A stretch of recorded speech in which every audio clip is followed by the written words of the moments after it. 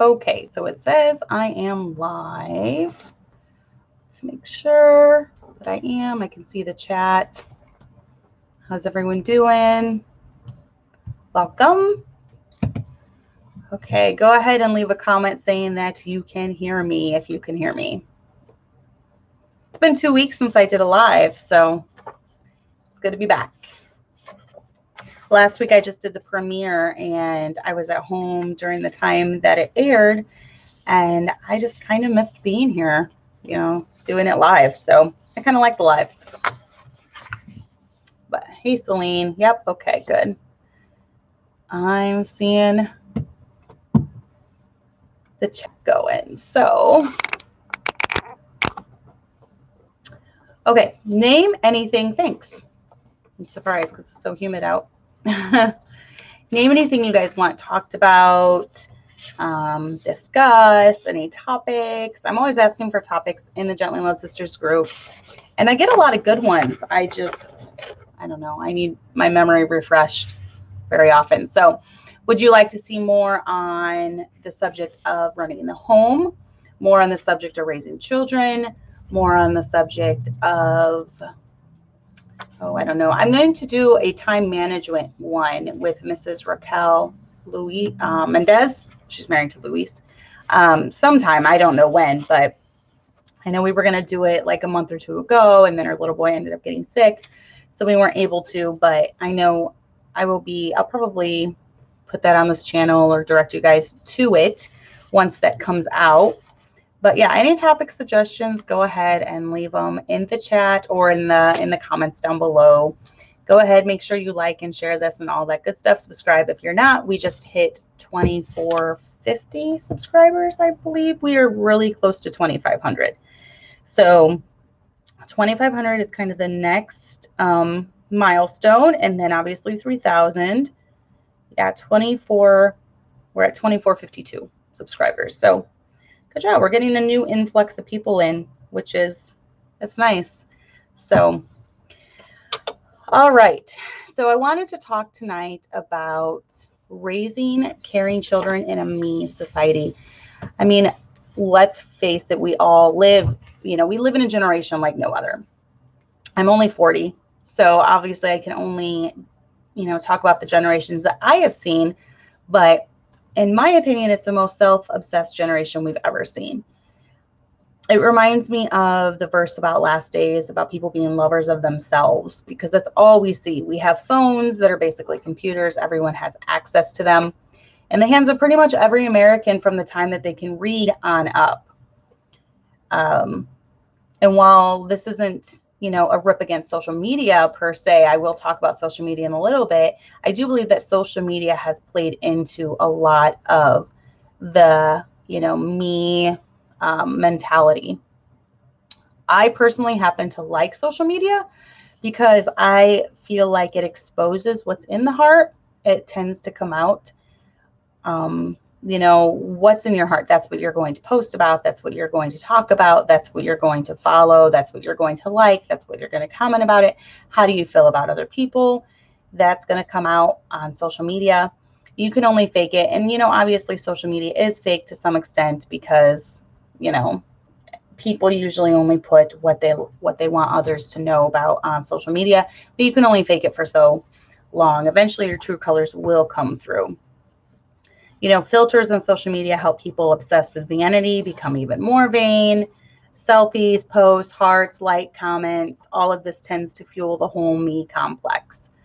Advertisements, the internet, TV, Netflix, Hulu, everything pushes the me mentality. Give into your heart's desire. It's all good. Everything is great. Just do what you want. Hey, Sarah. But that goes against what the Bible teaches. I'm going to go ahead and read a few Bible verses just to kind of set the stage. Titus 2:12 says, teaching us that, denying ungodliness and worldly lusts, we should live soberly, righteously, and godly in this present world. So obviously there are very worldly things that we can get sucked into, ungodly things. And as Christians, we are supposed to deny that and live soberly and righteously in this world. I also, I feel like every parent bemoans the fact, oh, it's so hard to raise good kids. But I really do feel in this generation, it is extremely hard to raise good children when you have everything at their fingertips. If they, a child is very foolish. The heart of a child is foolish. And if they want to get involved in any type of sin, they have it at their fingertips a lot of times through this. So, that tends to lend to a lot of the problems, I do believe. So, hi, Chinello.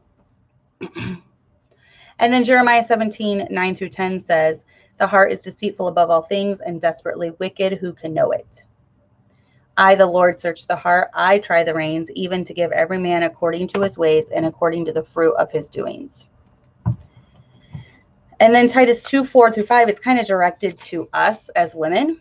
That they may teach the young women to be sober. This is talking about older women. I guess I'm considered older. I've raised like 2 kids to adulthood. I'm just a little bit away from kid number 3 being an adult. So I don't know. I don't feel like I'm old, but if that makes you old, then I fit it, I guess. That they may teach the young women to be sober, to love their husbands, to love their children, to be discreet, chaste, keepers at home, good, obedient to their own husbands, that the word of God not be blasphemed. So as you can see, especially when this is geared towards us women, it's not about us. It's about being discreet, keeping ourselves chaste, being a keeper at home, taking care of our kids, taking care of our husbands. That doesn't leave much place for us to be obsessed with ourselves. All through the word of God, we see verses about living soberly and righteously, and that the heart is wicked. The heart is deceitful above all things. Our hearts can trick us. So we have to be careful about that. That's the opposite of what the world teaches. Just sow your wild oats, go with your heart, just do whatever your heart says. But as married women, we're to be taking care of our husbands, the children, the home, not leaving much extra time to do that much, And I do believe that it keeps women out of trouble. When there's not going to be a lot of time for you to, get in trouble online, on social media, or, just delving into sin, online sin and things like that, when you are busy taking care of the home and taking care of your kids and all that. So part of the me culture is not even recognizing that others have needs. It's not putting others ahead of ourselves. So how do we become better at putting others first, and how do we teach our kids how to do this? So let's go over some things kind of that I've incorporated in my life. From the time that my kids, hey Amber, praying for you to have that baby. From the time that my kids were real small, I wanted to kind of push them out of their comfort zones when it came to just their interactions with others, the way that they treated others, the way that a lot of mine have been introverts, and I've really had to push them out of that because I didn't want to raise shy, awkward kids that didn't know how to interact with anyone. And obviously the number one thing that's helped in my life is church. So I'm going to be saying a lot of stuff about church, and that's obviously a huge priority with me and our family. And so that is something that I've definitely had them involved in. But I believe it's really helped raise good, balanced kids. Just having them around people all the time and getting to know people. And they've had friends of all ages, from the elderly down to babies. So they've had friends with all of them. Oh, Joyce, you're getting close to any day now. Joyce is 38 weeks. I'm so excited. So I would definitely suggest that you get involved in things outside of the home when it comes to, it's not all about, obviously the family is the most important when it comes to your priorities, but there are other things that you can be involved with. And obviously the biggest thing is church. I am a big advocate of raising your kids in church. Trying to raise them in primarily the same church their whole life. It's very good for kids to have that solid foundation and grow up from baby to adult. When we had to leave Lighthouse and come here to start 10 years ago, it was really tough on my older kids because they had been in that church for almost 10 years. My oldest was almost 10.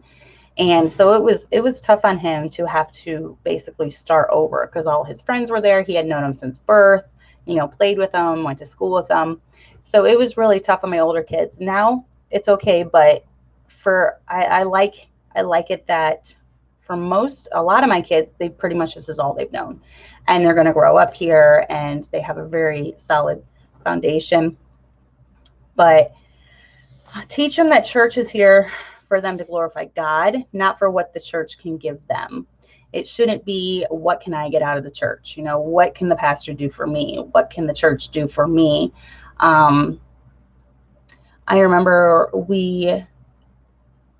I had heard stories about people that would ask for the church to take offerings for them.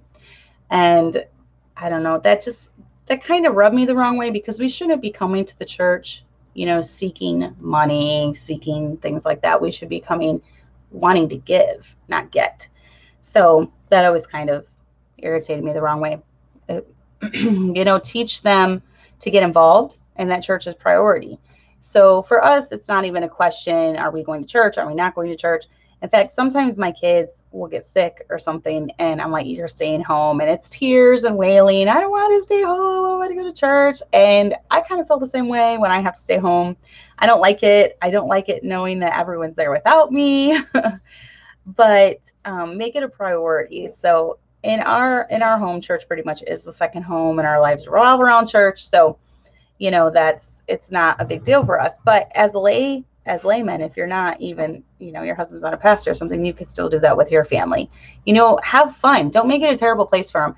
Don't make it so that they dread going because, you're going to, I don't know, punish them every time they go because they wiggled on their seat. Make it enjoyable for them. So if it's a little while before they're old enough to sit in church, it's okay. It's okay.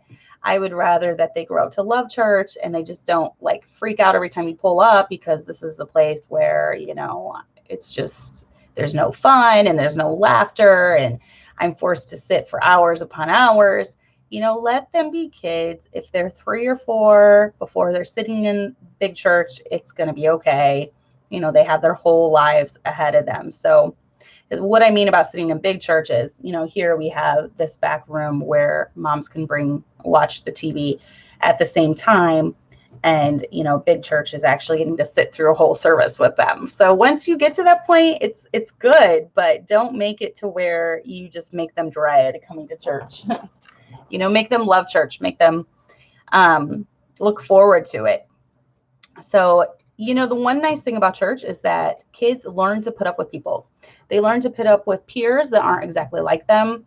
They learn to put up with, and you as an adult, you learn to put up with people of different personalities. We all have different personalities and we all meld and mesh differently. So, it causes you to learn how to deal with people, basically. So, when they are, from the time that they're young, teach them to tithe. I believe in teaching your kids to give to the Lord, to give into the work of the Lord. Obviously the church needs tithes to function, especially if the pastor is on staff there. So teach them from the time they're young. When they make money, if they make $10, you put $1 in the plate. That's just kind of something we've done. And then that should carry through to their adult years as well.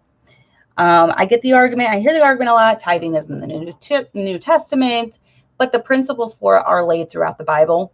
And it's obvious in the New Testament that God does want you to give cheerfully. So if you're constantly complaining, oh, we can't afford it and we have to tithe, your kids are going to pick up on that.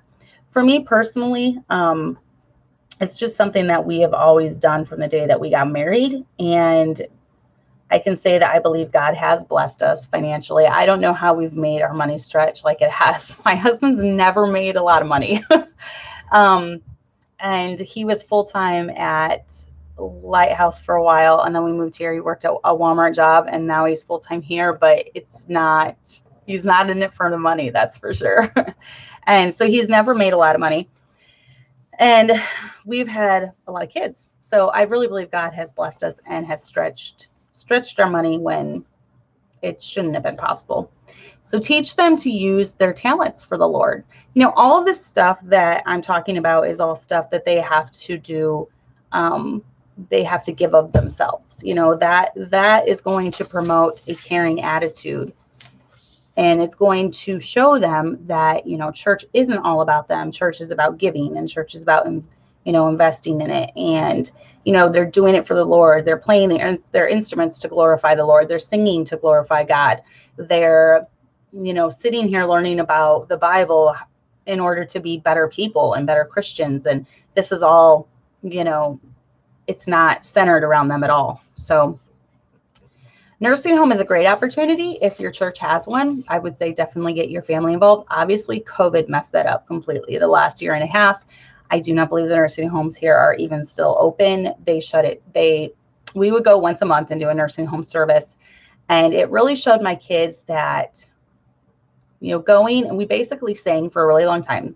The elderly love it. And we would have all our kids like lined up there in the front. The elderly love babies, and they love hearing you sing. So we would go to nursing home and we would sing for a really long time. And then my husband would give like a 10, 15-minute Bible study. And it just showed my kids that, you know, you're not going to get anything out of going to a nursing home for yourself. That is completely for the people there. You know, you're showing the people that they're not forgotten, that you do care, and that, you know, you love them. And then at the end, all my kids would go around and shake everyone's hand, and they would always want to hug the babies and hug the kids. And so the ones here, I'm sad that we haven't been in the last year and a half, because I don't even know if they knew I was pregnant with our 8th, because they were always so excited when I would get pregnant and then have the baby. They love seeing the baby. So I don't even think they have, and I think they're still shut off to visitors from the outside. You have to be family. So that's kind of sad. I'm hoping we can get back in there here eventually, because that's a really good thing for the kids to do. That's a really good ministry to get the kids very involved in just making someone's day better. You know, just teaching them to help make people's day better. That'll help make them more caring. What about jobs around the church? If there's a work day, you know, get your kids involved. Even the littlest kid can, you know, Kelly, she likes to pick up toys in the nursery area. So even the littlest kids can get involved. And then that's teaching them, you know, we're going to go help. We're going to go help the church. I put in here homeschool co-op. That's kind of all I have about the church, but I put in here homeschool co-op. I don't know. The one around us is kind of more of it's like a non-denominational, where a bunch of people come in that are just from different denominations and different type of church backgrounds. So I'm not like super comfortable going, but what we've done at our church is we've started our own, because we have enough homeschool families here now. And that's really fun. And then each of the moms, we kind of rotate. So even that is not about you, right? It takes work to prepare a lesson and think of what you're going to do. And so even something like homeschool co-op is investing in the kids. It's helping the kids have fun and learn in a fun way. And your kids will pick up on that, and they'll see too. So, but what about in-home opportunities such as helping the elderly? I agree, Joyce. And seniors are very appreciative. I feel like I think this COVID, one of the worst areas of this whole COVID stuff is the seniors. What they did to the seniors during this last year and a half is horrible. Pretty much locking them away from people that care for them. And I would love to know how many deaths were actually caused by that. You know, just the neglect and just them giving up and feeling like no one cares anymore and they can't see anyone. So what's the point of living? And this thing just seems like it's going to drag on and on and on. So I do feel like our seniors are forgotten. They're the forgotten generation. And so if there's any opportunity to get your kids involved in helping the elderly, whether that's taking out their trash or mowing the lawn. We used to have an elderly man here, and my boys would cut wood for him. So they would go over with my husband and they would cut a whole bunch of wood for him, help him around the house, different things like that. So if there's any opportunity to get your kids doing that, that will teach them love for the elderly and caring and, you know, different things like that. So, but yeah, those are just some things I threw out there. Church for me is the most important, getting your kids involved in that. There's so many opportunities in the church. If your church is musical, there can be musical opportunities. If you're just even taking out the trash at church, having your kids look for ways to pick up around the church, making it about, this is our family's ministry, not just this is my ministry, this is your ministry, really getting them involved. So they do tend to be forgotten even without COVID. So this whole COVID thing has just added to that. It's horrible. But I think one of the biggest things about instilling this care for others in our kids is just, exhibiting it at home. Kids are going to pick up on everything you do. And I can see a lot of the faults that I know I have, I see magnified in my kids. You see it coming out and you're like, ooh, I should probably not act like that. I should probably act like this. So, one thing that you can show your kids how to care for others is just talking about the needs of others. Let them see you do things for others. Let them hear you talk about this person's really struggling, not gossiping, obviously, I'm not saying that, but really concerned. I'm concerned about this person. They're really struggling, maybe financially or mentally or emotionally, and then let them see you do something about it. You don't need to broadcast it to the whole world, but obviously things go on in your home that aren't publicized. And this can be one of them, whether it comes to helping someone out financially, helping someone out with a gift card, buying someone groceries. There's little things online that you can put together and send to someone that might be struggling or having a bad day. I love Brightbox. It's just a cute little gift. Most of them are under $20, but you can just throw together a cute little gift and send it to someone to brighten their day. For me, I love getting little packages in the mail. And let's face it, most people don't do snail mail anymore. So unless it's like an Amazon package or something, right? So, and even Amazon packages are fun to get. So I think that it's just a nice gesture if someone is struggling or having a hard time to just think about others.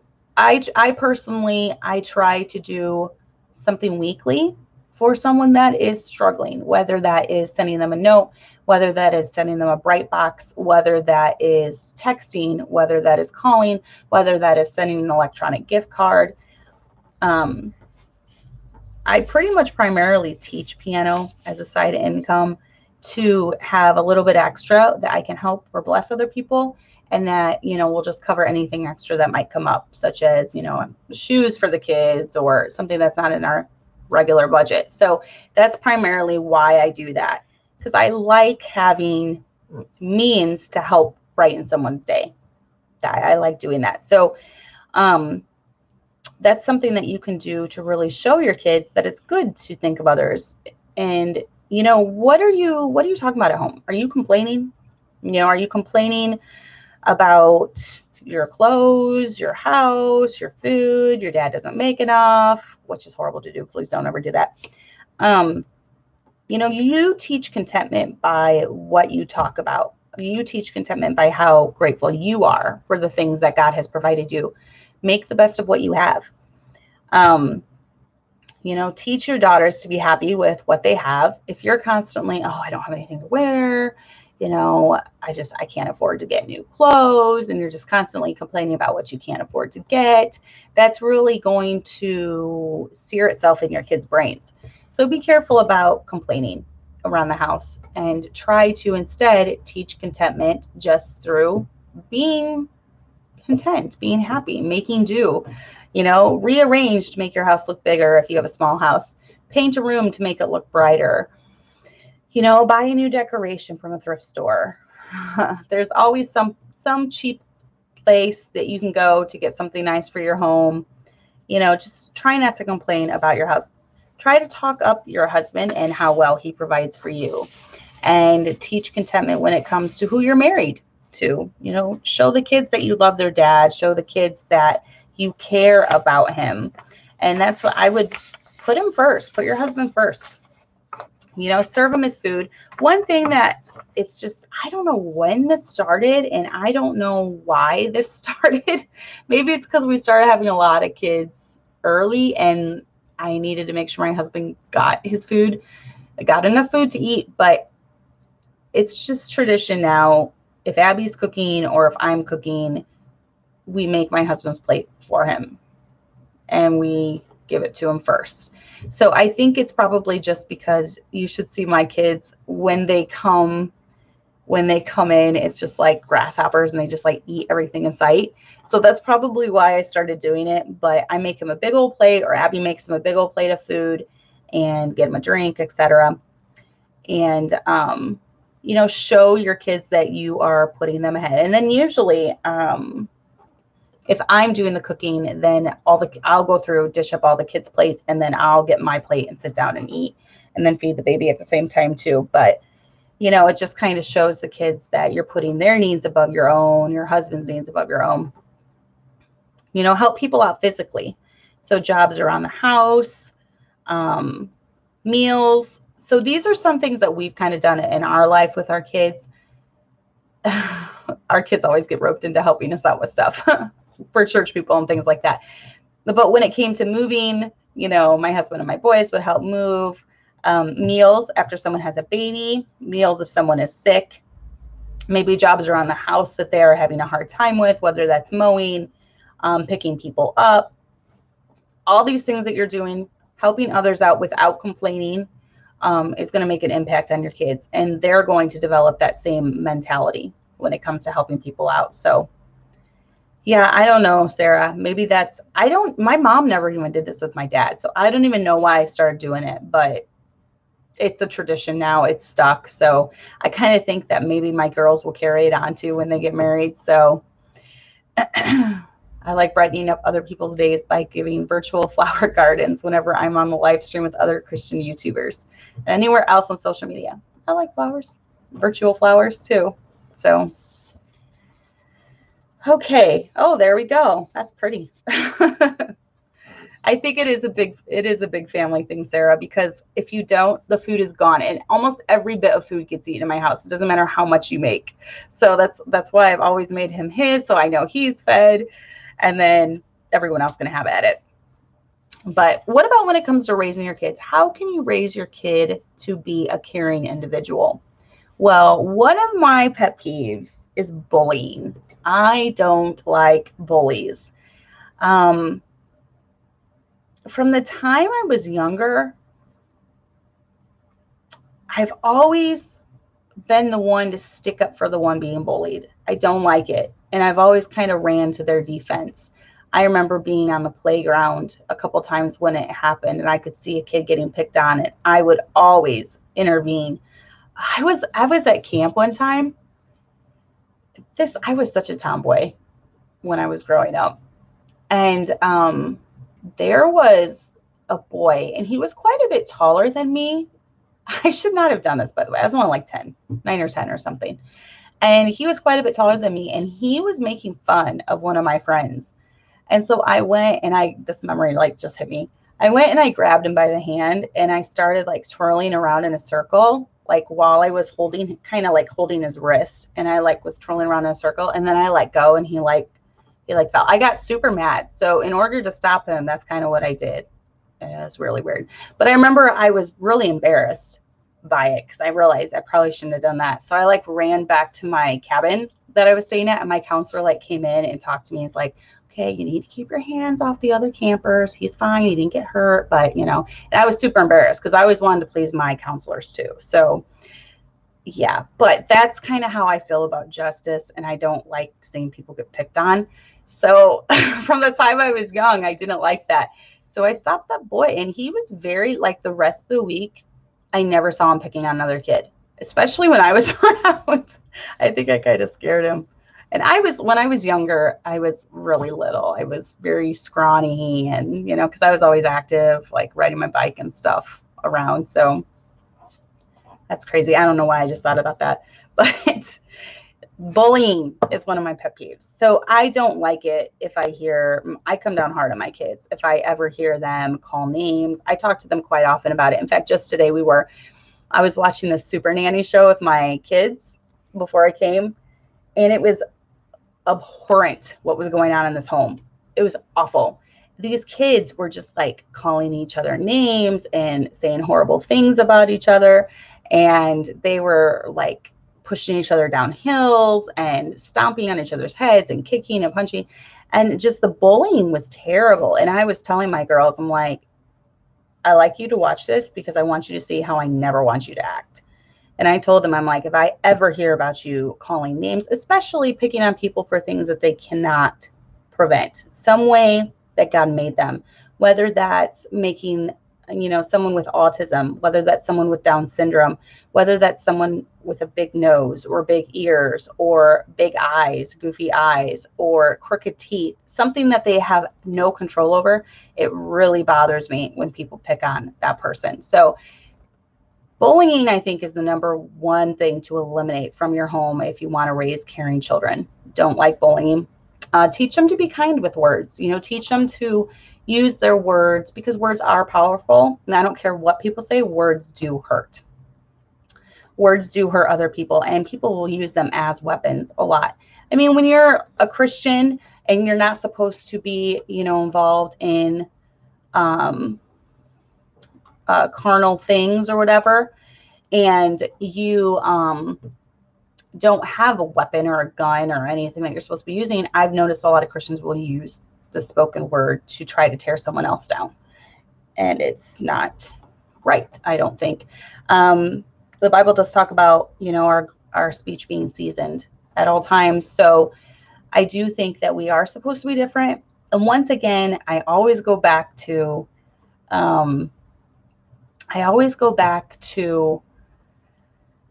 some Christians don't have a problem with profanity. I do have a problem with profanity. And my main thing that I go back to is that Peter started speaking like the world in order to convince others he was not a follower of Jesus. And that's always stuck out to me. And so I do believe that we are supposed to be different when it comes to this. And when it comes to our words and the things that we say about other people, I do think that we need to choose our words carefully and teach your kids to choose their words carefully and to think before they just utter everything on their, mind when it comes to that.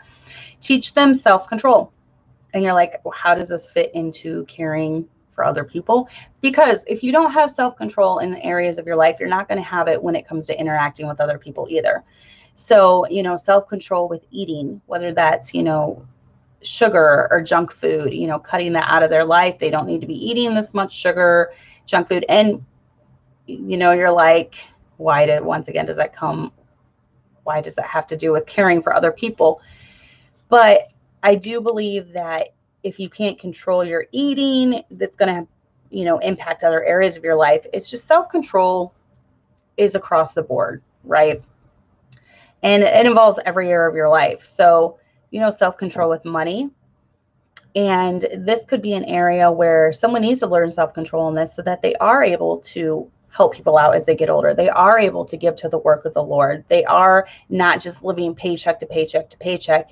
They are able to be a blessing to other people. When we were younger and we were first married, we were really poor. And when we had 3 kids right off the bat, boom, boom, boom, we were really, really poor. And I remember that it bothered me that I wasn't able to help out people when I saw the need.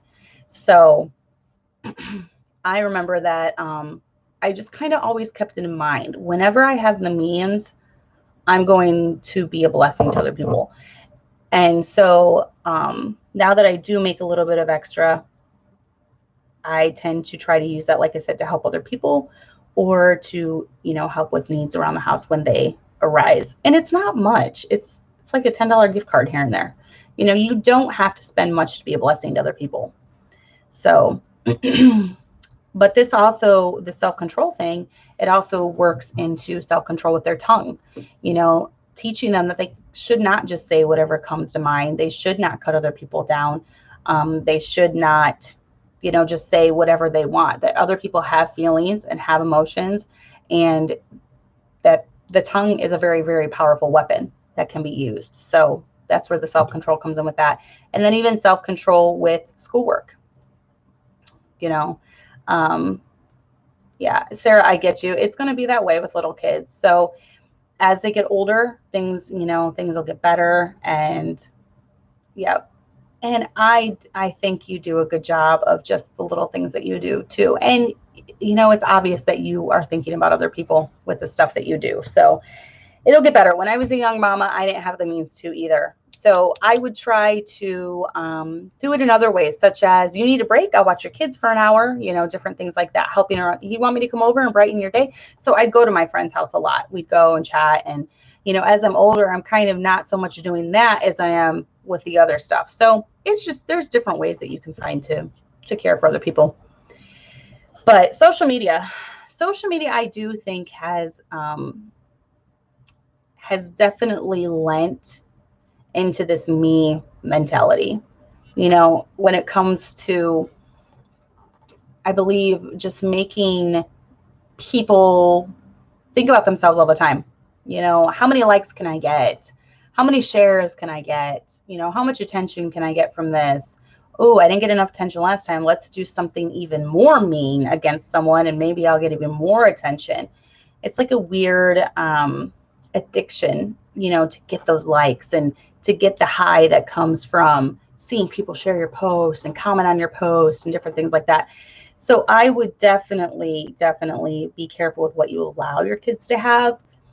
My 4 oldest have Instagram, which is pretty easy for me to monitor. They don't have Facebook. Facebook can become a cesspool very, very fast. So they don't have Facebook. And, you know, my oldest is almost 20, but he's said before he doesn't need it. And my almost 19-year-old doesn't really care either. So for us, with our kids in our home, we want to be we want to limit them very, very much on the kind of social media that they have. So know what they're doing on your social media. You know, just really keep tabs. If they have a phone, especially, know what they are doing. Chloe has like an old phone, but it's pretty much, it only runs on Wi-Fi. There's no connection with it. And then once our kids get to driving age, that's when they actually get a phone that works. So that's kind of what we have. We don't do any of this. As soon as you can read, you get a phone thing.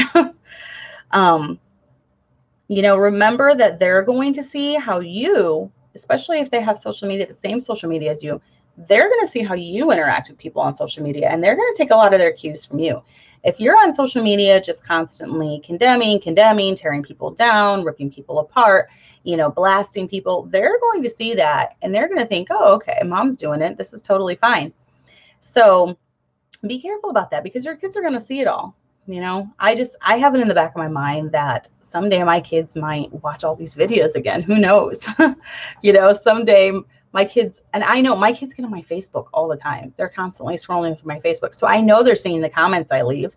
You know, I know that they're seeing, I want my kids to see too on social media that you can have a disagreement with someone but still remain civil. You can have a disagreement with someone and don't call names. I don't like calling names. That's not my style. Like I said, I've never liked bullying. I've never liked name calling. So I like to show them that you can have an intelligent conversation or an intelligent disagreement without resorting to name calling or just putting the other person down. You know, you're stupid, you're an idiot, you're whatever. So I do keep that in mind, that they are seeing everything that I do. They're constantly on my Facebook. So what you do sparingly, they will do in excess. So if you are constantly online, you know, attacking good people, going and just getting in fights because you feel like it, they're going to see that and they're going to be doing that in excess. So just remember that. And then kids cannot, most kids can't handle the pressures that social media often brings. So protect them, protect your kids. I've heard so many stories and read so many articles about kids getting bullied on social media, and many have committed suicide from it. You know, I'm old enough, I'm 40 years old. I can handle someone not liking me. I can handle someone posting nasty stuff about me online. I can handle someone making mean videos about me. But my 16, 17-year-old that doesn't have a lot of life experience might not be able to. In fact, I know they wouldn't be able to. And so, you know, very, very cautious in what I allow my teens to be involved with. When it comes to social media, I don't feel like they can mentally or emotionally handle a lot of the junk that goes on there. So, you know, just really watch that. Protect your kids. definitely protect them. So do you guys have any questions or comments? I'm just about done. This is only going to be about 45 minutes long. So Joyce, another thing that happens is if you feel like you just are constantly, seeing drama or, seeing things you don't want to see, just weed out your friends list. I kind of had to do this the last year and a half, and it's a much better experience now. So just weed stuff out. If someone posts something you don't like, you can unfollow them. That's a nice thing. That's the nice thing about social media. You can unfollow people, you can unfriend people, you can block people. So if someone truly is, I used to have this when we first started Gently Led Sisters. We had this nasty guy that would email us like every week, saying horrible stuff about us. And I had to, well, first I never responded. That's another thing. If you have someone that's just being mean and ugly and nasty to you, just don't respond. People that are like that, they're doing it because they want a response out of you. Don't give them a pleasure. So I learned that. I was very, like, when I first got social media, as far as like Twitter and Facebook, I was very unprepared. I did not grow up in a world with social media. And so I ended up getting social media in my late 30s. And I am a trusting person when it comes to someone telling me something and just believing them. And I got taken by some trolls when I first got social media. And I'm so embarrassed now when I think about it. But I've learned a lot about people that don't like you in the ensuing years from the time I got social media. And so that is one thing I learned, was just don't respond. They're doing it to try to get you to respond. So don't give them that pleasure. How do I keep name calling from happening? Punishing it. We never called name called among siblings, but never, we name called among siblings, but never outside the home. Yes, I come down pretty hard on it. I don't like physical violence of any kind going on, and I do not like name calling. Don't like it. I don't like bullying. I don't like it when my kids will gang up on another sibling. I don't like that. Yes, punishing it for sure.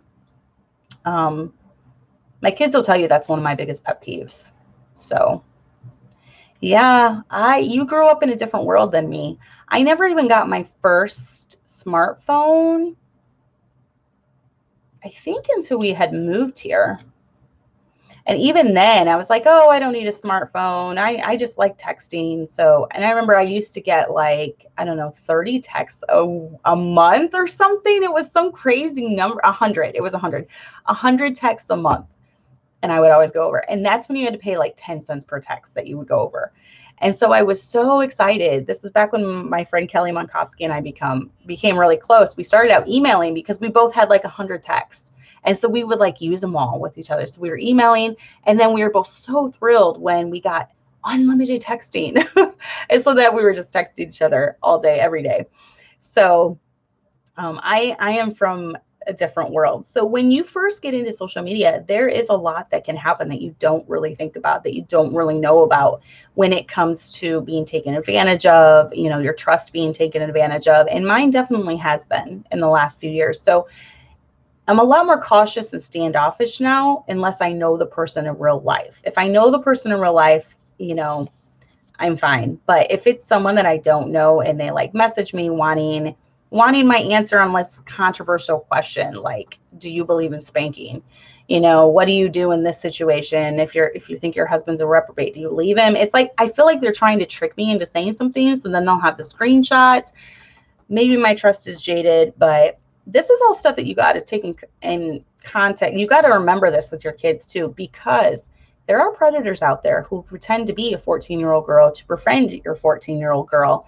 And if your 14-year-old girl isn't aware of all the risks of someone private messaging her and wanting her address, wanting pictures of her, things can spiral out of control. So you have to be super, super careful about this situation. I talk about mine with it. I've told them if anyone instant messages or direct messages you, they only have Instagram, or Pinterest. If anyone direct messages you on those, if you don't know them in real life, I don't want you responding. Don't respond. So you have to really teach your kids that in the world we live in, it can be pretty scary. But I've heard of a lot of horror stories of parents not being aware who their child was talking to online, and then it just spiraled out of control. And I don't know what that has to do with teaching them to be caring, but it's all part of the social media package. So, yeah, I wish I would have been more like that, Joyce. I'm a very, I tend to trust people by nature. It wasn't until the last few years that I kind of became more paranoid about that type of thing. And social media played into that, and then,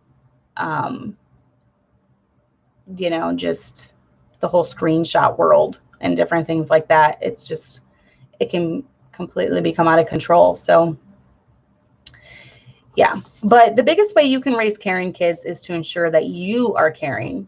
They're going to pick up on your example more than anything. Your kids pick up on your spirit. So if you are bitter, they're probably going to be bitter. If you're unhappy, chances are they're going to be unhappy. If you have an unhappy home, it's going to transfer onto the kids. So if you're stressed and anxious, they will be too. So, I would say just treat other people with respect, respect their boundaries, treat them with love, treat them with care, show your child how, if you are in a situation where someone is being mean to you, you don't be mean back. You accept responsibility for any part that you had in it, ask for forgiveness and move on. Just don't dwell on things. Don't become bitter about things. Just try to, as much as lieth in you, live peaceably with all men, right? So that's what God wants. Think of it as a parent. You love it when you see your kids do something caring for each other. You love it when they're getting along well. You love it when they're not fighting. So why would God be any different with us as his children? He's going to love it when he sees us thinking of other people and putting their needs ahead of our own. And how can I bless this person? How can I bless this person? Maybe this person needs a coffee, buy him a coffee. It can be something as cheap as $3, just going under, that's pocket change, right? So go out of your way to try to find an area that you can help someone out. I think if we all did that, the world would be such a better place. If we all put other people ahead of us, obviously, the world would be a better place. If we looked at the needs of other people and tried to think, how can I fill this person's need today? And I really feel like that brings so much joy. When you know that you bring joy to others, that brings you joy. Like the little acronym says, Jesus, others, and yourself. And don't take this as you're not important, your needs aren't important. This show is not about that. Go watch my one about avoiding burnout. Okay, so this show is not about that. We'll touch on that another day. You definitely need to think about your emotional stability, your mental stability. You need to focus on getting some time for you. And, hopefully your husband knows to put your needs. But if you are putting your husband's needs above your own and he's putting your needs above your own, you're going to have a good marriage. If you're both working at putting each other's needs over your own.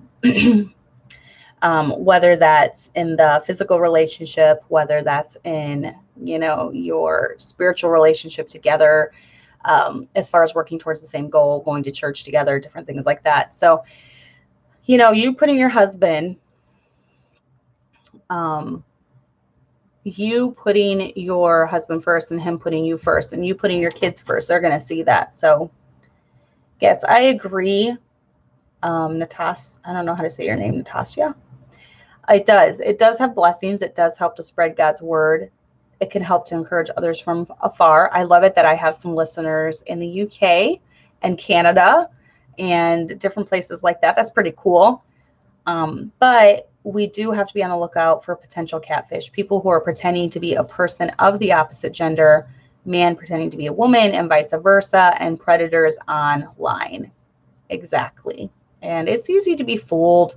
So I kind of went through about a year ago, I think, and tried to weed out people that I had not ever met in person, or if I knew that they existed because I'd seen other people meet them and take pictures with them, then I left them as a friend. But if it was someone that I had never met, if it was someone with like a weird fake profile picture, I've been burned too many times. So I went through and kind of deleted a lot of people like this. So there are little things that you can do, Joyce. Everyone can do something. I love it. It's so silly. I tell my husband this all the time.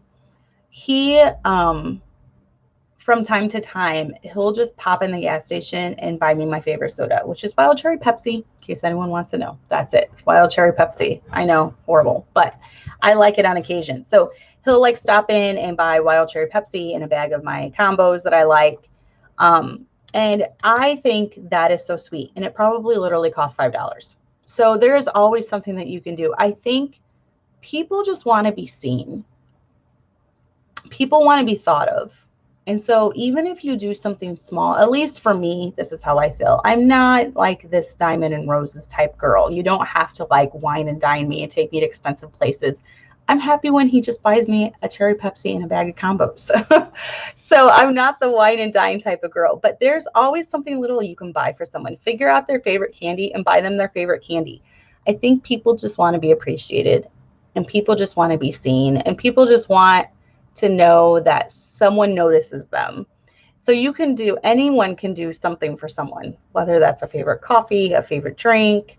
There's something you can do for other people to help out. So, if you're a caring person, yeah, that's exactly. You don't even have to buy anything. Just letting someone know that you're thinking of them and praying. That's why little notes. Notes are antiquated. No one does notes anymore. So write a little note for someone. Let them know how much you care for them. Send it their way. So if you're a caring person, chances are your kids will be too. They're going to pick up on that. If you serve other people, so are your kids. If you're a mean old gossip and you're a mean old bully, chances are your kids will be too. If you bully people online and you attack people, you go after, say, brothers and sisters in Christ, your kids will too. Mark it down.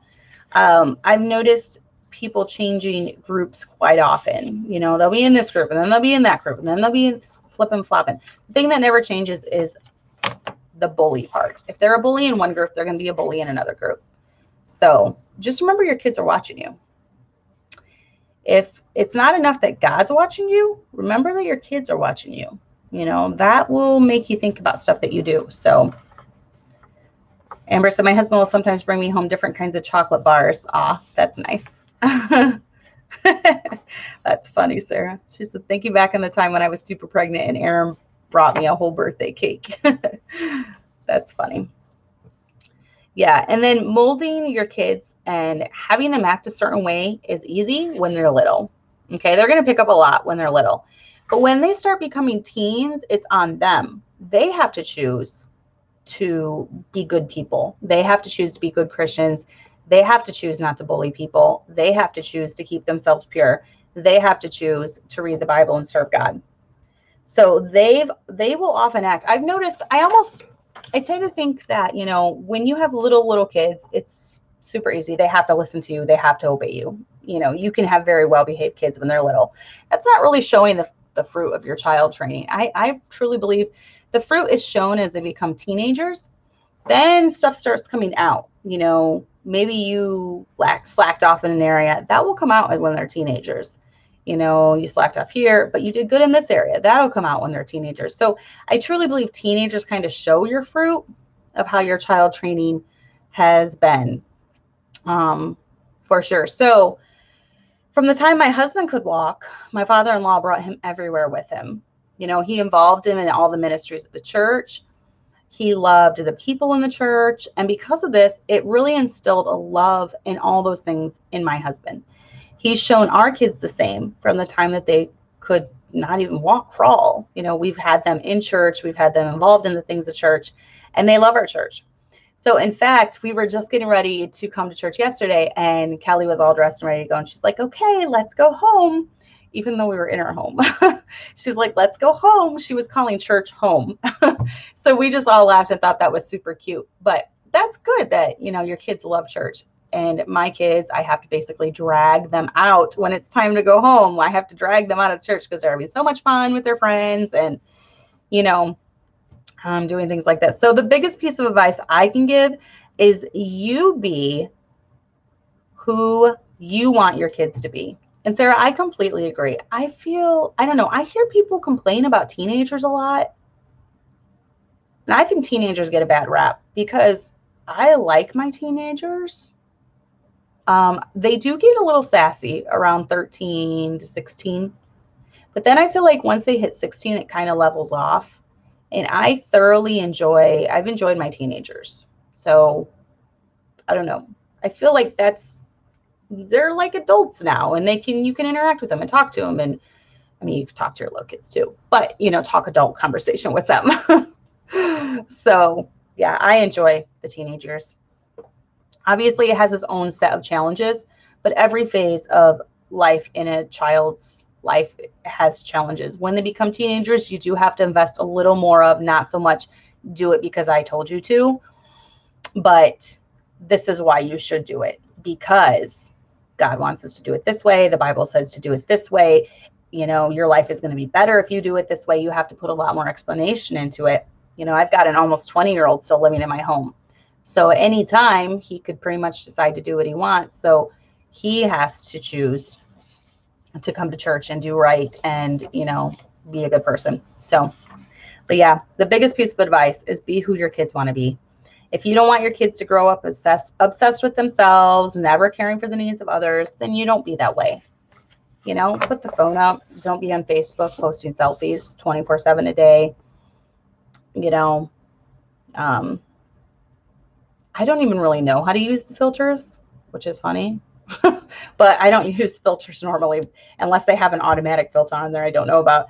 But, don't be filtering yourself up and doing 50 million poses and posting all these selfies. And that's just really vain and self-absorbed. Be the example to your girls that you want them to be. Think of your daughter growing up to be exactly the way you are now. Would you like her? Okay, if the answer is no, work on yourself, change yourself, be better, be the person that you would want your kids to be. And because they're going to learn the most from your example. So that would be my biggest piece of advice. If you guys have any, I ended up going almost an hour. I kind of went off on some tangents there, but if you guys have any other advice, comments, questions, criticisms, whatever, I'm used to it. Just leave them down below in the comments. And I don't usually delete comments on here unless they are just vulgar and use profanity. Even if it's a comment from a hater, I'm not in the practice of deleting comments. So most of the time your comments will be up there. So anyways, like, subscribe, share, all that good stuff, and let me know what topics we can talk about coming up. I do want to have my husband on in the next couple of weeks.